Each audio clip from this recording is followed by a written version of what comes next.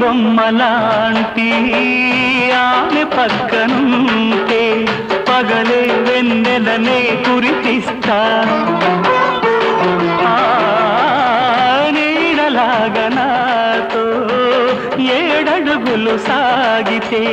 ఇలలో స్వర్గంనే సృష్టిస్తా రసరమ్యం ఆ రాగ విలాసం